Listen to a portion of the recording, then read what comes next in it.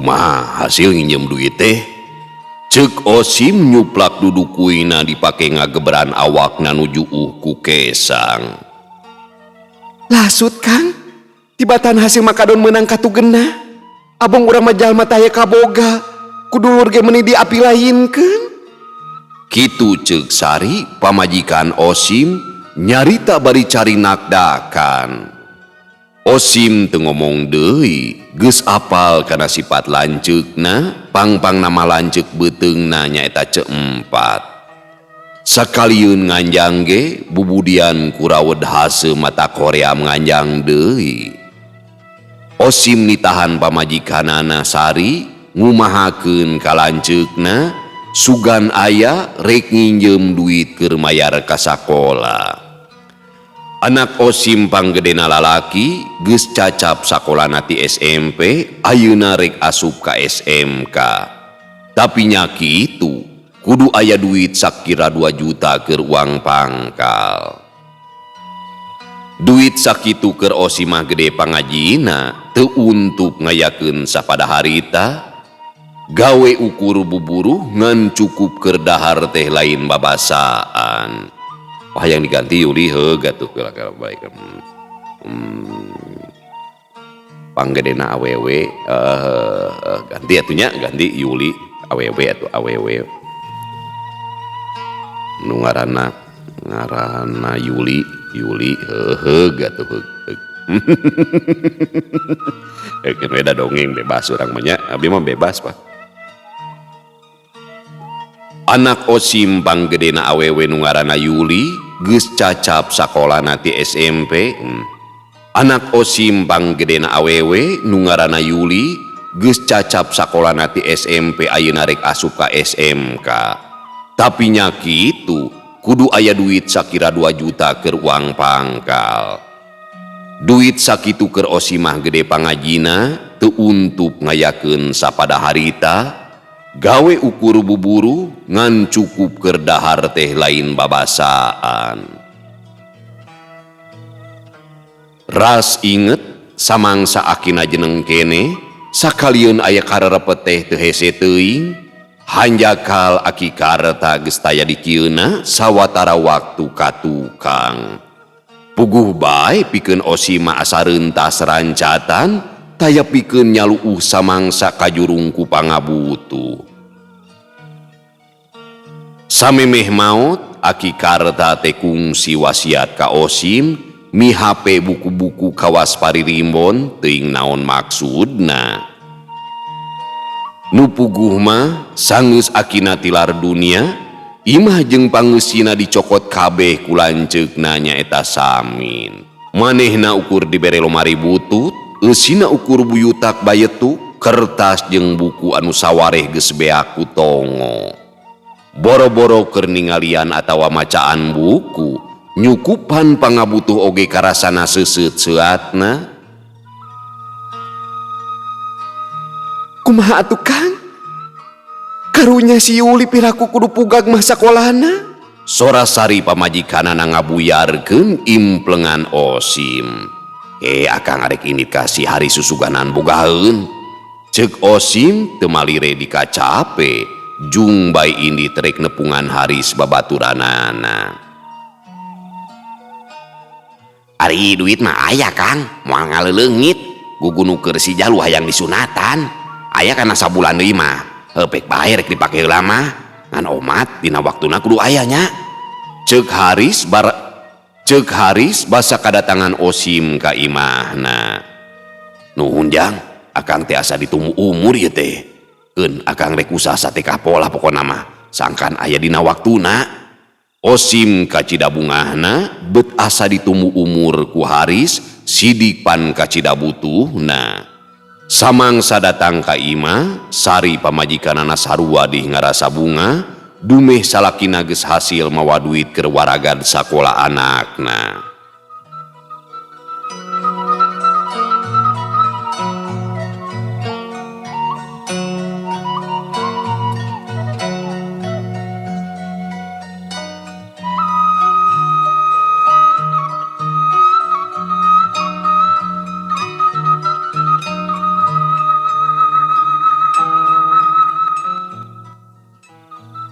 Hiji poe ka Imah Osim kadatangan lanceuk beuteungna nyaeta Ceempat. Kadinyana teh rek nagih duit 500.000 urut Osim ka dokter basa kata rajang kasakit tipes. Ece mah lain hitungan kanu jadi dulur, tapi kangaranan hutang mah anger kudu dibayar. Lantaran ece ge pan sarua loba pangabutuh. Kitu pok-pokanana Ceempat bubudian kurawed hase matak nyentug kana angen. Hapunten ce, sanes teu emut kana sametan ieu teh. Namung sarantos bae nya, tos aya mah bade dijajabkeun. Temal Osim tamada.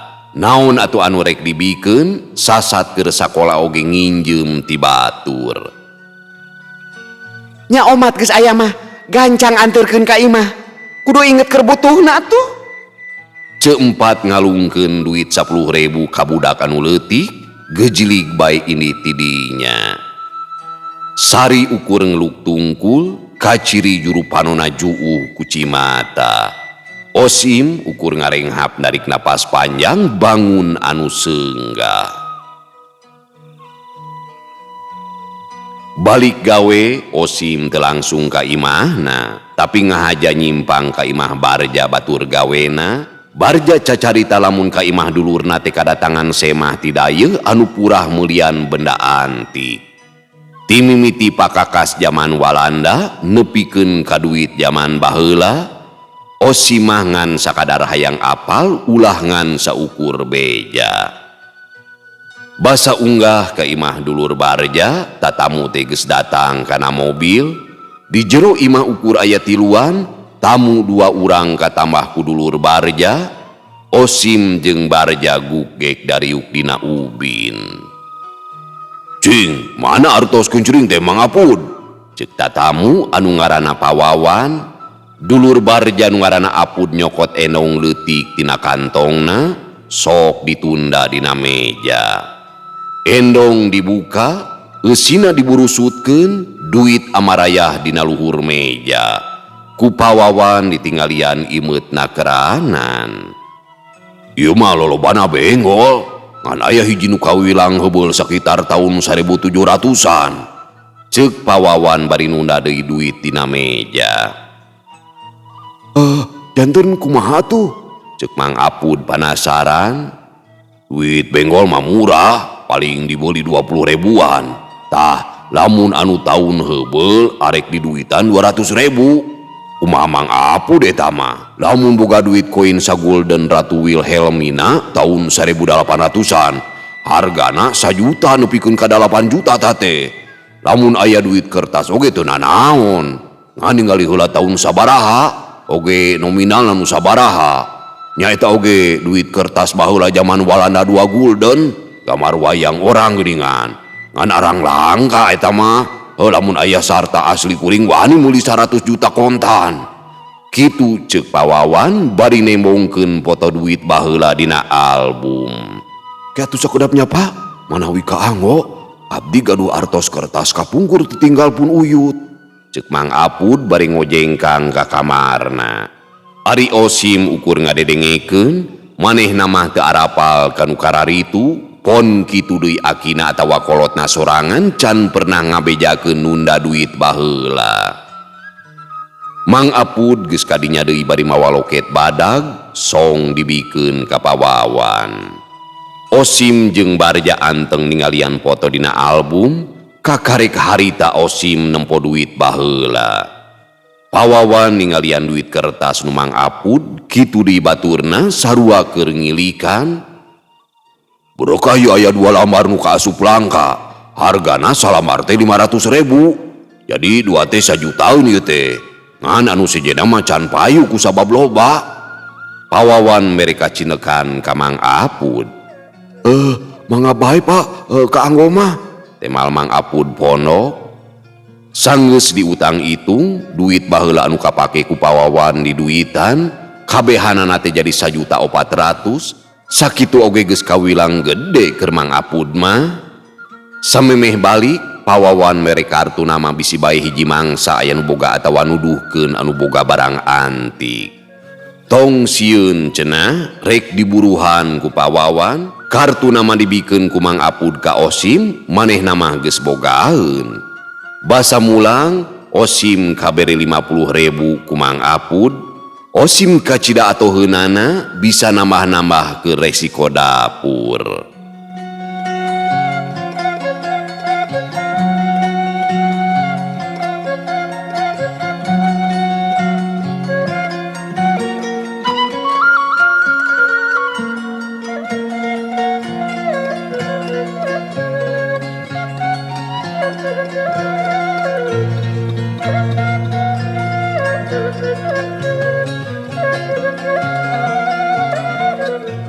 Saminggu deui kana poenan Haris nyunatan, Osim bingung teu manggih tungtung. Duit gegeletekan karek aya 200.000 kurang keneh 800.000. Osim geus burber kaditu kadieu tapi woleh teu hasil. Basa Isa karek balik ka imahna, barang datang ka sampak pamajikanana teh keur ngagoler sirahna dibengker. Kunaon Sari? Cek Osim reuas ningali pamajikanana dibengker. Tadi teh balik di cai, sirah karasa lieur meh-mehan ti jengkang. Ngan lomari ucutan ka tubruk, can diberesan awak teu kuat leuleuh sieu teh. Sigana mah kurang darah. Temal Sari kaciri beungeutna pias. Nyakeun bae soal lomari mah. Ke ari si Dandi ka mana nya? Monok di imah babaturanana cenah. Kerja kelompok. Osim teu ngomong deui, sup bae ka tengah imah, nyabai lomari titinggal aki karta teh geus ucutan, buku jeung kertas pabalatak. Osim meresan nururuntukan lomari digundukeun keur sulu, kertas anu pabalatak diberesan, pon kitu deui buku-buku titinggal aki karta dientepan.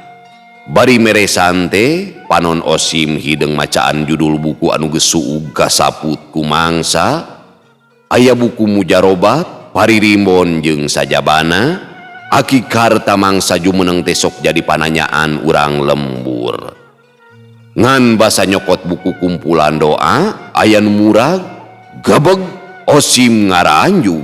Panonna meh teu ngiceup, anu murag disidik-sidik. Terus bae dicokot di alak ilik, bisi bae salah titingalian. Tetela gambarna sarua pisan jeung foto album bogana pawawan. Bari ngadaregdeg 2 lamar duit baheula ditunda dina jero buku. Isu kene Osim dianteur ku anakna indi nepungan pawawan ka imahna. Sanggeus tatanya teu burung imah pawawan teh kapanggih. Imah pawawan kacida agrengna, cirining manehna teh jalma beunghar. Hapunten ieu teh tos kawagel waktosna sun, cek Osim bari rengku, basa geus aya di imah pawawan. Teu sawios, keke, ieu teh sate anya, duh, hapunten pilih pribados hilap. Temal pawawan nelek-nelek ka Osim. Abdi Osim nu kantos ka bumi Mang Apud. Harita pawawan ngagaleuh artos kapungkur ti anjeunna geuningan. Ceuk Osim nerangkeun kayaan dirina. Oh, muhun. Emut ayeuna mah. Mangga bae balaka bila aya peryogi mah. Abdi teh gaduh titinggal pun aki, samangsa jumeneng ngawaris lomari buku sareng buku bubututan. Ku abdi teh diberesan, kaleresan menak ieu.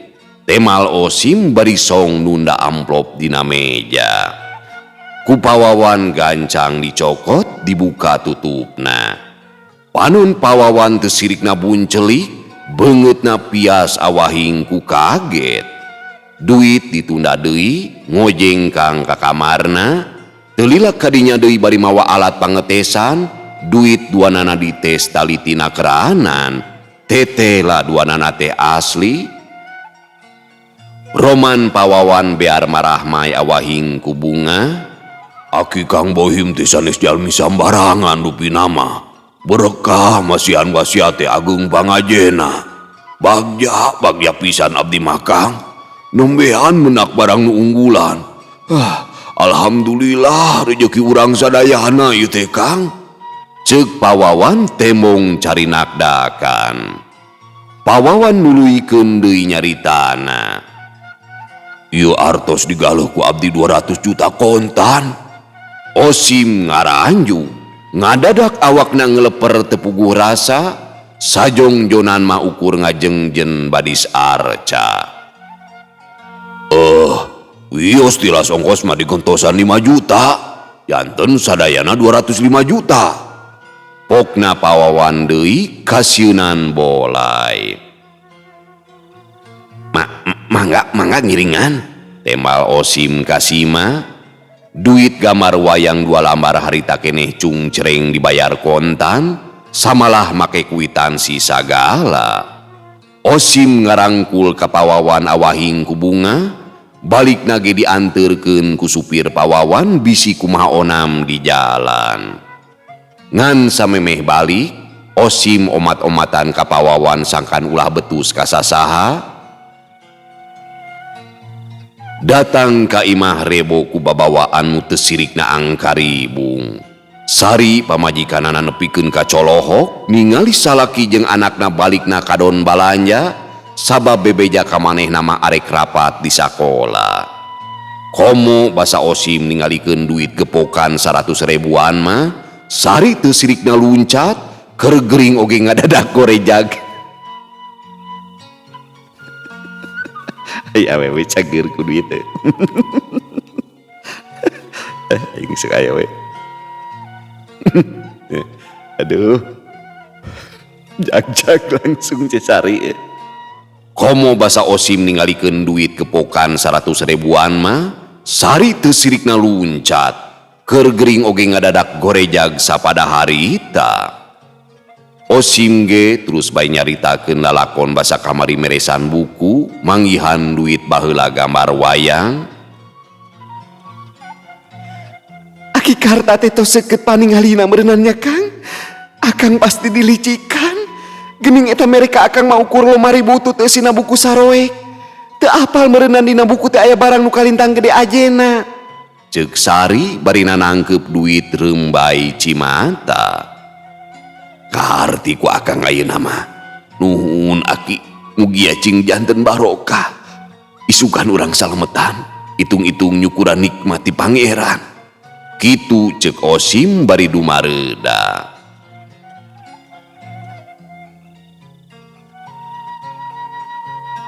Dani mah hayang motor pak. Cek Dandi bari anteng mukaan kadaharan. Jang, ku bapa dipanggulikeun, cing soson-sosonnya diajarna. Sametan enggal bayaran Pak. Jongjon teu kaduh sametan mah. Teras bumi dangdosan isin barudak tos ararageng. Moal isin keanjangan teh meureunnan. Abdi mah bade wak cawe ti ayeuna. Bade ukeun kanggo meser acuk sareng ngagale perhiasan. Sugan ari reunceun mah pada ngaragangan. Pek teh teuing kumaha karepna. Nu penting mah sawareh urang tabungkeun keur pimodaleun. Hajuga ditu Gramandi, cager ayeuna mah sugan. Ceuk Osim panuna ngiceupan sabelah ka Sari. Sari molotot sabab di dinya teh pan aya anakna.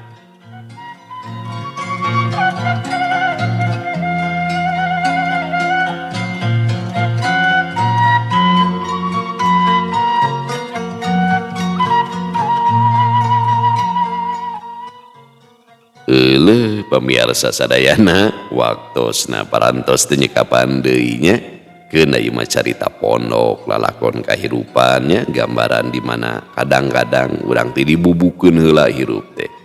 Pertolongan Allah bakal karasa nikmat, rizki teh nya bakal karasa nikmatna nalika urang keur bener-bener butuh, keur bener-bener bubuk. Ya. Duit 10.000 oge keur anu teu boga mah atawa anu keur lila susah bakal karasa nikmatna. Tapi kadang-kadang duit 100 juta nya 1 miliar dianggap biasa-biasa we nalika ninggang ka jalma nu biasa gitu, nu biasa beunghar. Kanikmatan teh kadang teu diukur ku jumlah nya. Atuh pamugia urang sing kalebet jalmi-jalmi anu syukur, jalmi-jalmi anu takwa nya, anu taat, anu yakin, anu sumrah ka pangeran. biasana pertolongan Allah teh sok tumiba ka jalma nu sok wirid hasbunallah wa ni'mal wakil, cekap Allah sebagai penolong. Teu aya nu pangsasaena nu nulungan urang kecuali Allah. Hasbunallah wa ni'mal wakil kitu nya.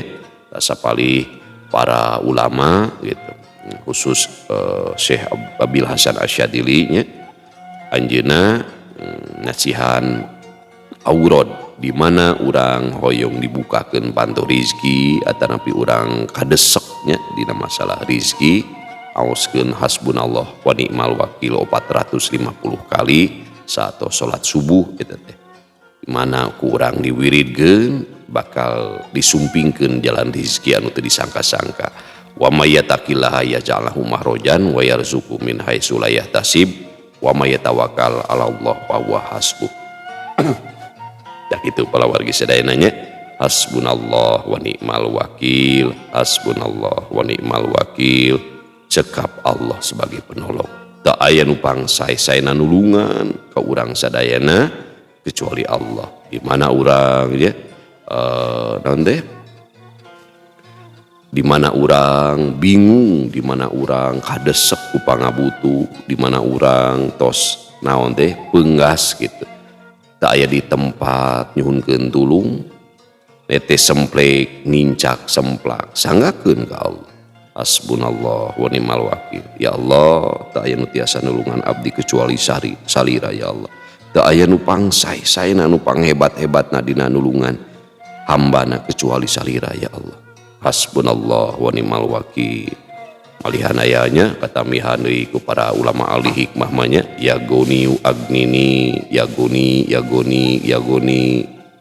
nu maha beungharkeun abdi ya kowi kowini nu maha kuatkeun abdi nun Gusti nu maha kuatkeun abdi ya roja pun ya fatah tina aosan asmaul husna eta berwasilah natenya ya fatahu ibtahli baba rahmatika wasbil alayya sitro inayatika pangeuti doa natenya ya fatah ya latif kita aya doana ya latiful tubbi fi umuri kuliha wal tubbi fi mana jala waqti hajati wa huwa izazairina ilayya wa man ahsana ilayya wa man ista'ana ilayya innaka ala kulli syai'in qadir. Gusti nu maha lembutkeun abdi. Jadi pokokna mah dikaluarkeun, dilancarkeun tina sagala masalah, tina kabingungnya. Waqti hajati jeung dikabul sadaya cita-cita hajat-hajat urang nya. Waqti hajati wa hawa izazairina ilaya jeung hajat-hajat ya, jalmi-jalmi anu namu ka urang gitu. Sanes ngadoakeun diri urang we kan urang mah sok egoisnya, aduh hajat urang we tah. Sakur hajat-hajat jalmi nu tamu nu nganjang ka urang sing dikabul. Hajat-hajat anu bager ka urang sing dikabulnya wa man ahsana ilayya wa man ista'ana ilayya jeung hajat-hajat cita-cita anu nulungan urang sadayana dikabul gitu. Ya, kumpan didoakeun sadayana. Innaka ala kulli syai'in qadir. Sakitu anu kapihatur hapunten anu kasuhun bobot sapanon carang sapakan cag urang tunda dihanjuang siang urang teuneun dihaneuleum sieum paranti nyokot ninggalkeun mangsa datang kasampeur deui. Wallahu muwaffiq ila aqwamit thoriq. Wassalamualaikum warahmatullahi wabarakatuh.